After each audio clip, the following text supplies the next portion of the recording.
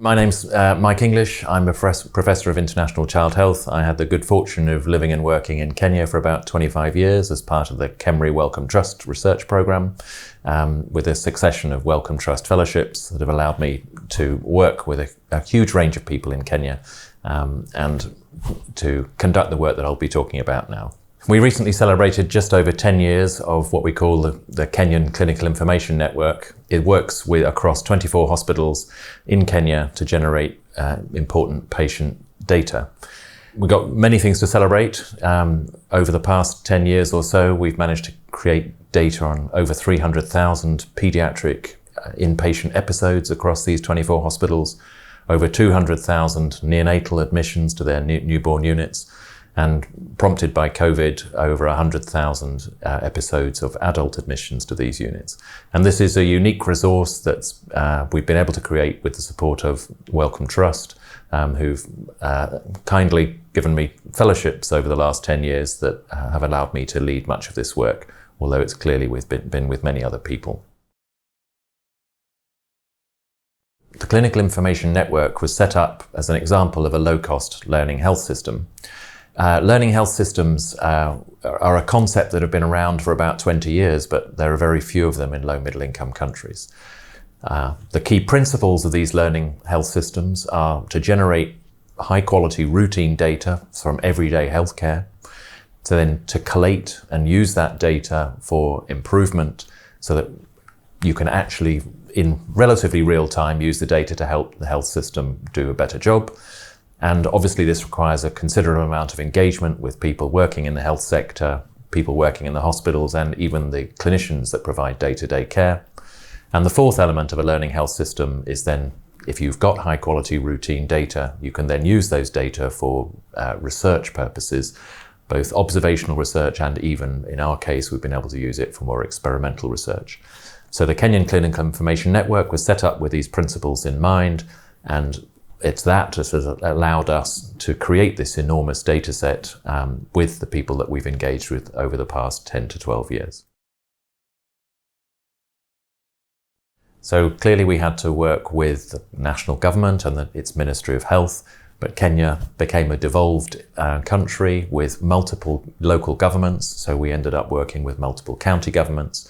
And most particularly, we worked with the hospitals themselves and their senior health managers, but particularly their pediatricians, senior nurses and clinicians, and also importantly, their health records information officers, who are, as you can imagine, pretty key to what we've been doing. The engagement also included the National Professional Association, that's the Kenya Pediatric Association, who were consumers of these data, but also part of the professional makeup of the country that was responsible for trying to act to help improve care. And we also worked with the University of Nairobi and clearly our colleagues in KEMRI Wellcome Trust program. The Kenyan Clinical Information Network produced data on each hospital, and what we were able to do with this data is create reports for the hospital on their activities and how well they were performing those activities every 3 months. So for example, in the early days, we had a focus on things like severe pediatric malaria, and we were able to give hospitals feedback on how well they were following the national guidelines. In a similar way, we were able to do that for severe pneumonia and for severe diarrhea dehydration. So all of the time, what we were doing was using these data, giving these hospitals feedback so that they could continuously improve their practices. And this was the pattern we adopted for the pediatric wards. And then slightly later, we started the same process for the neonatal wards. So for example, we tried to look at things like the rate of hypothermia of babies arriving in the neonatal unit so that we could begin to address that. But also, another example might be the way that they were using antibiotics, so we could make sure the antibiotic doses were correct. The Kenyan Clinical Information Network therefore also became a huge resource in terms of more generalizable research. By pooling all of the data from across hospitals and from across time, we were able to do the type of research that very few other people have been able to do. In the early days, what we were able to do is show how well we could improve the data itself by using feedback so that the clinicians' documentation became much better. For example, in these hospitals, it's young clinicians that are doing the admission, and those are the data that we capture These young clinicians change every few months, but we were able to maintain extremely high quality routine information across this period of 10 years.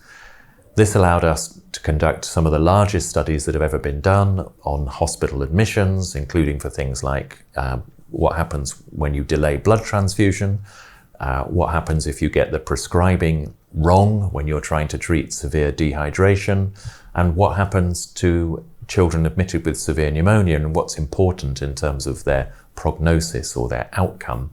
So using all of these data, we were able to update and revise the Kenyan national guidelines and continuously improve the level of care that hospitals were aiming to provide.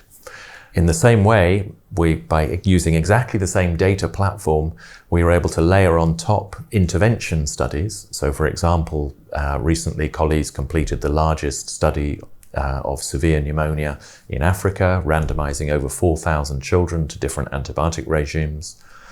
We've completed studies trying to cluster randomize, or that's randomizing hospitals to different arms so that we could investigate ways of reducing drug errors in these populations.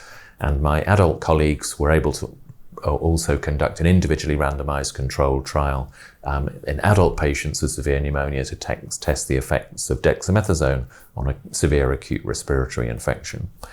So by layering these different platforms together, that's routine data used for improvement, routine data that we've also used to track the adoption of technologies over time, for example, how long it's taken to introduce pulse oximetry into these low resource settings and to do these randomized controlled trials.